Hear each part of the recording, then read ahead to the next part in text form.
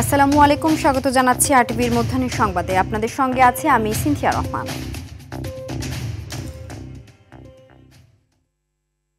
আগুনের প্রায় ২৪ ঘন্টা পার হতে চললেও আজ সকালেও কেমিক্যাল গুদাম থেকে আগুনের ধোঁয়া বের হতে দেখা যায়।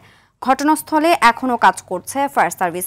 এদিকে সকালে পাশের একটি গার্মেন্টসের কর্মীরা কাজে আসলে কেমিক্যালের ধোঁয়ায় কয়েকজন অসুস্থ হয়ে পড়ে। সেটি সাময়িকভাবে বন্ধ ঘোষণা করা হয়। এছাড়া আনোয়ার গার্মেন্টসের আশপাশের রাস্তাগুলো বন্ধ করে দিয়েছে ফায়ার সার্ভিস। ঘটনাস্থলে নিখোঁজ স্বজনদের খোঁজে এখনও ভিড় করছেন স্বজনরা। এদিকে অগ্নিকাণ্ডের ঘটনাস্থল বুয়েটের প্রতিনিধি দল পরিদর্শনের পর পরবর্তী সিদ্ধান্ত নেওয়া হবে বলে জানিয়েছেন ফায়ার সার্ভিসের মহাপরিচালক। এর আগে মঙ্গলবার শিয়ালবাড়ির পোশাক কারখানা ও কসমিক ফার্মা নামের কেমিক্যাল গোডাউনে অগ্নিকাণ্ডের ঘটনা ঘটে। এ ঘটনায় এখন পর্যন্ত ১৬ জনের মৃত্যু হয়েছে। ডিএনএ টেস্টের পরেই মরদেহ পরিবারের কাছে হস্তান্তর করা হবে। ধোঁয়াটা উঠছে কারণ ওখানে কেমিক্যাল আছে এবং এটা কম্বিনেশনটা বিভিন্ন ধরনের। তো যেহেতু কেমিক্যাল দুর্ঘটনা কিন্তু ফেস করতে হয়, একটু সময় নিয়ে কিছু প্রোটোকল আছে, সেগুলো আমরা মেনে চলতেছি সময় দিয়ে। এটা হয়তো কয়েকদিন সময় লাগতে পারে। এই মুহূর্তে ঘটনাস্থলে আছেন সহকর্মী সাকিবুর রহমান, তার কাছ থেকে জেনে নেব সেখানকার সর্বশেষ পরিস্থিতি। সাকিব, ঘটনাস্থলে বুয়েটের প্রতিনিধি দল পরিদর্শন করেছে কিনা, আর ঘটনাস্থলের আশেপাশে কতটি গার্মেন্টস ও কেমিক্যাল কারখানা আছে জানাবেন।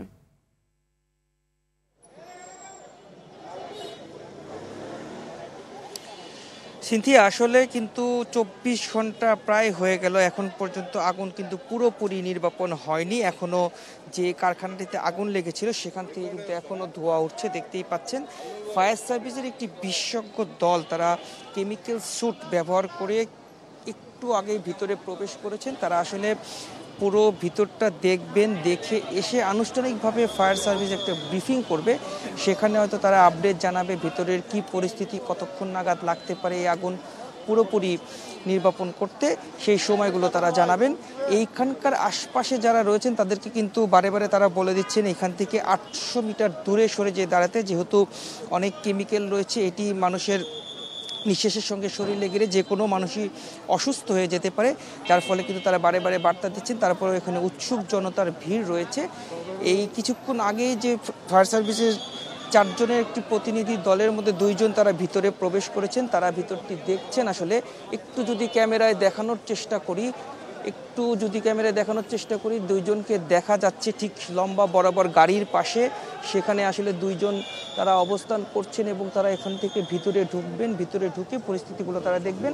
আমরা বাইরে দেখেছি যে এখনও কিন্তু এইখানে স্বজনদের খোঁজে অনেকে এসেছেন। বিশেষ করে আমরা ২ জন পেয়েছি, একজন নারী এবং একজন পুরুষ, তার পরিবারের সদস্যরা এসেছে। তারা এখানে খোঁজ খবর করেছে, এখানে তারা কোনো ধরনের খোঁজ পাননি। ঢাকা মেডিকেল কলেজে তারা গিয়েছেন, সেখানেও কোনো খোঁজ না পেয়ে তারা কিন্তু এখানে ছবি নিয়ে আসলে দাঁড়িয়ে আছে। ফায়ার সার্ভিসকেও তারা জানিয়েছেন।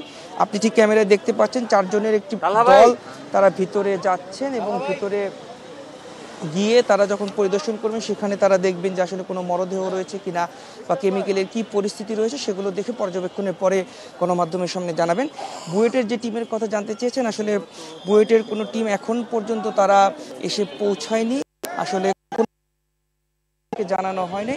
হয়তোবা তারা আসলে পরিদর্শন করলে হয়তোবা জানতে পারবে। যেহেতু ফায়ার সার্ভিসের টিম সেখানে কাজ করছেন, তারাই আসলে বুঝতে পারবেন যে আসলে ভিতরে যাওয়ার মতো কোনো পরিস্থিতি এখন পর্যন্ত হয়েছে কিনা, তার পরবর্তীতে হয়তোবা জানানো যাবে। তবে সব মিলিয়ে বলা চলে এখনো আগুন জ্বলছে, ধোঁয়া আমরা দেখতে পাচ্ছি। কখন নাগাদ আসলে এটি পুরোপুরি নির্বাপন হবে এটি এখনই নিশ্চিত করে বলা যাচ্ছে না। তো এই ছিল আমার কাছে সর্বশেষ। সিনথিয়া, ধন্যবাদ। বেসরকারি শিক্ষা প্রতিষ্ঠানের এমপিওভুক্ত শিক্ষক কর্মচারীরা ৩ দফা দাবিতে টানা ৪র্থ দিনের মতো অবস্থান কর্মসূচি চালিয়ে যাচ্ছেন। সকালে কেন্দ্রীয় শহীদ মিনারে অবস্থান নিয়ে দাবি আদায়ে বিভিন্ন স্লোগান দিচ্ছেন তারা। এর আগে মঙ্গলবার অবস্থান কর্মসূচির পাশাপাশি লাগাতার কর্মবিরতির ঘোষণাও দেন শিক্ষকরা। দাবিগুলোর মধ্যে রয়েছে মূল বেতনের ওপর ২০% হারে বাড়ি ভাড়া, ১,৫০০ টাকা চিকিৎসা ভাতা এবং কর্মচারীদের উৎসব ভাতা ৭৫% উন্নীতকরণ। এই দাবিগুলোর বাস্তবায়নে সরকার এখনও প্রজ্ঞাপন জারি না করায় অসন্তোষ জানিয়েছেন এমপিওভুক্ত শিক্ষকরা। আজ বেলা ১১টার মধ্যে দাবি না মানা হলে তাদের শাহবাগে অবস্থান নেওয়ার কথা রয়েছে। দাবি পূরণ না হলে পরবর্তী পদক্ষেপ হিসেবে আমরণ অনশনে যাওয়ার ঘোষণাও দেন তারা। জাতিকে দেশের 6 লক্ষ শিক্ষক সরকার বাহাদুরের কাছে মাননীয় প্রধান একদম এক দাবি, এই প্রজ্ঞাপন নাই ঘরে ফিরবো না, প্রয়োজনে আমার লাশ যাবে, কিন্তু এখান থেকে যাবে না কেউ। আমরা দেশের 97% শিক্ষা ব্যবস্থা পরিচালনা করি, কিন্তু এদেশের সরকার আমাদের সাথে 97% বৈষম্য করে।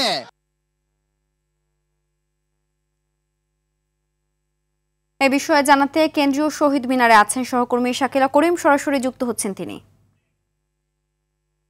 শাকিলা, দাবির বিষয়ে শিক্ষকরা আর কি বলছেন, সেখানকার সর্বশেষ অবস্থা আমাদেরকে জানাবেন। সিনথিয়া, আপনি যেমনটি সংবাদে বলছিলেন, ঠিক বেলা 12টার পর এখানে যে অবস্থানরত শিক্ষকরা, সারা দেশ থেকে আগত যেসব শিক্ষকরা রয়েছেন তারা কিন্তু বলেছেন যে তারা শাহবাগ অবরোধের দিকে যাবেন। এখনো পর্যন্ত তারা যাননি, তবে একাট্টা হচ্ছেন, সবাই এক জায়গায় হয়েছেন। আমি যদি একটু আমার সহকর্মীর মাধ্যমে দেখানোর চেষ্টা করি, এখানে অনেক শিক্ষকরা, অগণিত শিক্ষকরা এখানে হাজির হয়েছেন এবং তারা তাদের দাবির বিষয়ে অনড়।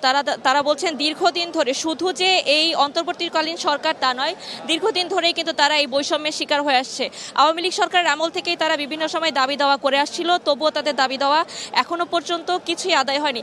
সম্প্রতি কিছু দাবি দেওয়া আদায় হয়েছে, অর্থাৎ কিছু বাড়ি ভাড়া বাড়ানো হয়েছে, যেখানে একটি বিষয় না বললেই নয় যে অধ্যক্ষ থেকে একজন ক্লিনার সবারই একই এটাকে হচ্ছে একই সংখ্যায় তাদের হচ্ছে বাড়ি ভাড়া বা অন্যান্য খরচ বাড়ানো হয়েছে। এই বৈষম্যটা আসলে যারা শ্রদ্ধেয় শিক্ষকরা এরা কিন্তু আসলে মানতে পারছেন না, এবং একই সাথে তাদের নানা ধরনের যে 3 দফা যৌক্তিক দাবি রয়েছে সেই দাবিগুলোর বিষয়ে কিন্তু তারা অনড়, এবং তারা গত 4 দিন ধরে, আজ 4র্থ দিনের মতো কিন্তু তারা তাদের এই দাবিতে ঢাকায় রাজধানীতে অবস্থান করছেন। এতে কিন্তু একদিকে যেমন কোমলমতি শিক্ষার্থীদের পড়ালেখার ক্ষতি হচ্ছে, অন্যদিকে তাদেরও কিন্তু, এই শিক্ষকদেরও কিন্তু নানা ধরনের যেসব কর্মকাণ্ড রয়েছে, শিক্ষা কেন্দ্রগুলোতে যেসব কর্মকাণ্ড রয়েছে সেগুলোতে কিন্তু তাদের বিঘ্ন করছে। তো এই দাবি দেওয়ার বিষয়ে আমি একজন শিক্ষকের সাথে একটু কথা বলবো, তার কাছে জানতে চাইবো যে আপনাদের আসলে কি কি দাবি দেওয়া রয়েছে এবং আপনাদের পরবর্তী পদক্ষেপ কি।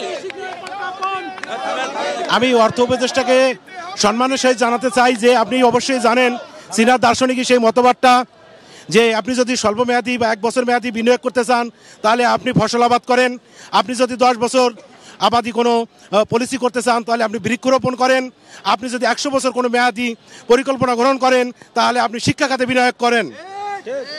মাননীয় প্রধান উপদেষ্টা, আপনি অবশ্যই ভালো ছাত্র ছিলেন এবং নোবেল পুরস্কার পেয়েছেন, আপনি আমাদের গর্ব, তা আপনি এই বিনিয়োগটা কেন বোঝেন না? আমি সচিব মহোদয়ের উদ্দেশ্যে বলতে চাই, আপনারা বিভিন্ন দেশের সরকারি কোষাগার থেকে লক্ষ লক্ষ টাকা ব্যয় করে বিদেশ ভ্রমণ করেন শিক্ষার পলিসি জানার জন্য, কিন্তু আপনারা তখন সেখানে যে দেখেন না শিক্ষার কি অবস্থা। কিন্তু আপনাদের বাংলাদেশে আসার পরে আপনারা সব ভুলে যান, আপনারা ওখানে যান বিনোদন করতে, আর বাংলাদেশে এসে আমাদের মতো ক্ষুধার্ত শিক্ষকদের পেটে ভাত নেই, বাড়ি ভাড়া নেই। সিনথিয়া, আপনি যেমনটি শুনছিলেন শিক্ষকদের দাবি দেওয়ার বিষয়ে, তারা কিন্তু তাদের ক্ষোভের জায়গা, তাদের কষ্টের জায়গা, আক্ষেপের জায়গাগুলো কিন্তু জানাচ্ছিলেন। তো সিনথিয়া, পরবর্তী সংবাদে যুক্ত হয়ে আমি হয়তো তাদের পদযাত্রার বিষয়ে জানাতে পারবো। ধন্যবাদ। চট্টগ্রাম বিশ্ববিদ্যালয় কেন্দ্রীয় ছাত্র সংসদ চাকসু হল সংসদ নির্বাচনে ভোট চলছে। বিশ্ববিদ্যালয়ের বিভিন্ন অনুষদ ভবনে সকাল 9টা থেকে উৎসব মুখর পরিবেশে ভোট দিচ্ছেন শিক্ষার্থীরা। চলবে বিকেল 4টা পর্যন্ত। সকালে ভোট দিতে এসে ছাত্রদল সমর্থিত ভিপি প্রার্থী সাজ্জাদ হোসেন হৃদয় অমোচনীয় কালি না দেয়ায় জাল ভোট নিয়ে শঙ্কা প্রকাশ করেন। আর ভোট গ্রহণে ধীরগতির কথা বললেও সুষ্ঠু হলে মেনে নেওয়ার কথা জানান শিবির সমর্থিত ভিপি প্রার্থী ইব্রাহিম রনি। নির্বাচনে মোট ভোটার 27,516 জন। চাকসু ও হল সংসদ মিলিয়ে মোট 908 জন প্রার্থী প্রতিদ্বন্দ্বিতা করছেন। নির্বাচনে লড়ছে 12টি প্যানেল। সুষ্ঠু নির্বাচনে আইনশৃঙ্খলা বাহিনীর 1200 সদস্য মোতায়েন রয়েছে। ভোট কেন্দ্রে সিসি ক্যামেরার পাশাপাশি থাকবে এলইডি স্ক্রিন, যেন শিক্ষার্থীরা সরাসরি পরিস্থিতি দেখতে পারেন।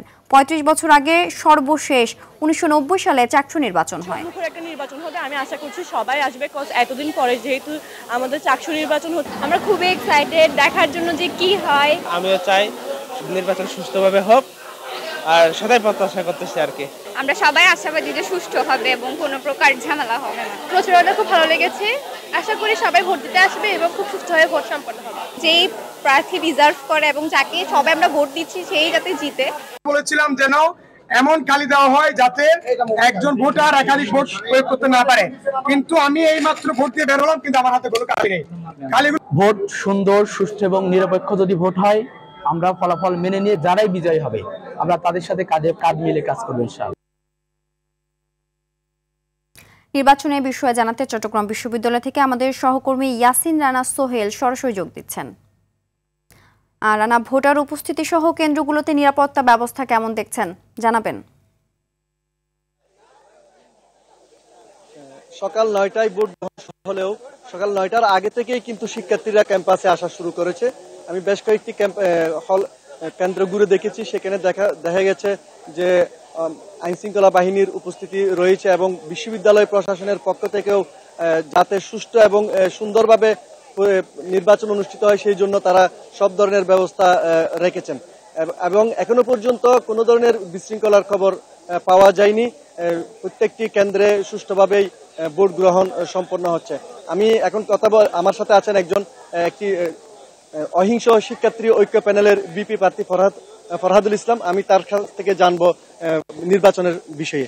এখনো পর্যন্ত নির্বাচনের কেমন পরিস্থিতি দেখছেন? আমাদের শিক্ষার্থী ভাইয়েরা কিন্তু অত্যন্ত আমেজের সাথে আনন্দের সাথে তারা ভোট দিতে আসতেছে। বিষয়টাকে আমরা খুব সানন্দে দেখতে পাচ্ছি এবং ভালো লাগতেছে যে 35 বছর পরে যে চাকসু নির্বাচন আমরা আমাদের শিক্ষার্থীরা পেয়েছি সেটাকে কিন্তু তারা আবেগের জায়গা থেকে নিয়েছে। কিন্তু দুঃখজনকভাবে কথা বলতে হচ্ছে যে আমরা কিন্তু প্রশাসনের কিছু বিষয় দেখতে পাচ্ছি যেটা আমাদেরকে খুব বেশি হতাশায়। সকালে আজকে আপনারা জানেন ভোট শুরু হওয়ার কথা ছিল আমাদের 9টা থেকে 4টা, কিন্তু সেই জায়গার মধ্যে গিয়ে আমরা দেখলাম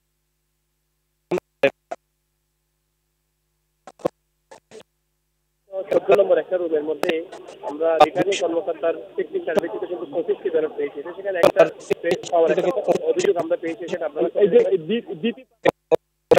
এদিকে রাজশাহী বিশ্ববিদ্যালয়ে রাকসু নির্বাচনে সার্বিক নিরাপত্তা ও আইন শৃঙ্খলা পরিস্থিতি স্বাভাবিক রাখতে প্যারেড ব্রিফিং অনুষ্ঠিত হয়েছে। সকালে জুবলি ভবন মাঠে এই প্যারেড অনুষ্ঠিত হয়। মহানগর পুলিশ কমিশনার আবু সুফিয়ান রাকসু নির্বাচনের সর্বোচ্চ পেশাদারিত্বের সঙ্গে আইন শৃঙ্খলা রক্ষায় বাহিনীর সদস্যদের দায়িত্ব পালনে আহ্বান জানান। পাশাপাশি নির্বাচন সুষ্ঠু ও নিরপেক্ষ করতে পুলিশকে সজাগ থাকার পরামর্শ দেন তিনি। এদিকে নির্বাচন ঘিরে ক্যাম্পাসে চলাচল সীমিত করার পাশাপাশি নিরাপত্তা জোরদার করেছে প্রশাসন। বিভিন্ন স্পটে পুলিশের চেকপোস্ট ও প্রবেশ পথ চেকিং করা হচ্ছে, ফলে বহিরাগতদের প্রবেশ নিষেধাজ্ঞা জারি করা হয়েছে। নির্বাচনে মোট ভোটার 28,901 জন। আগামীকাল ভোট গ্রহণ অনুষ্ঠিত হবে।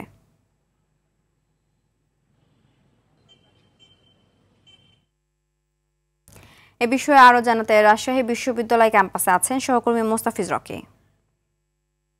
মোস্তাফিজ, কাল নির্বাচনের প্রস্তুতি এবং ব্যালট বাক্স সহ অন্যান্য উপকরণ বিতরণের সর্বশেষ কি তথ্য আছে আপনার কাছে? সকাল থেকেই ভোট কেন্দ্র এবং বুথগুলো সার্বিক যে প্রস্তুতি সেটি এরই মধ্যে নির্বাচনী যারা সংশ্লিষ্ট রয়েছেন তারা শেষ করেছেন এবং সকাল থেকেই আমরা ক্যাম্পাসে রয়েছি। নির্বাচন কমিশন যারা সংশ্লিষ্ট রয়েছেন তারা কিন্তু বিষয়গুলো আসলে তদারকি করছেন এবং দুপুর 12টার দিকে আজকে অর্থাৎ আর 10 থেকে 15 মিনিটের মধ্যেই কিন্তু যারা নির্বাচনী যে সংবাদ সংগ্রহ করবেন সাংবাদিকরা তাদের সঙ্গে একটি মত বিনিময় অনুষ্ঠিত হওয়ার কথা রয়েছে। এর আগে সকাল থেকে আমি বেশ কয়েকটি বুথে ঘুরে এসেছি এবং ভোট কেন্দ্রগুলোও দেখে আসছি। সেগুলো এখন পর্যন্ত সার্বিক যে প্রস্তুতি সবগুলোই বলা যায় যে সম্পূর্ণ করেছেন।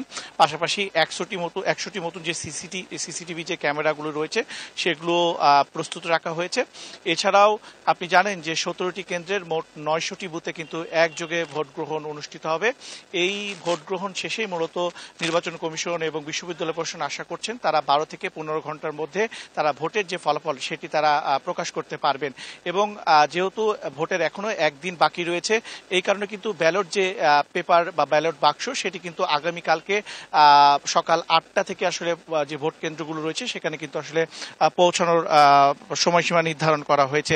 এখন পর্যন্ত বিশ্ববিদ্যালয়ের যদি সার্বিক পরিস্থিতির কথা বলি পুরো বিশ্ববিদ্যালয় কিন্তু আসলে নিরাপত্তা চাদরে ঢেকে রাখা হয়েছে। সিনথিয়া, ধন্যবাদ। মধ্যাহ্নের সংবাদ এ পর্যন্তই। ধন্যবাদ সবাইকে।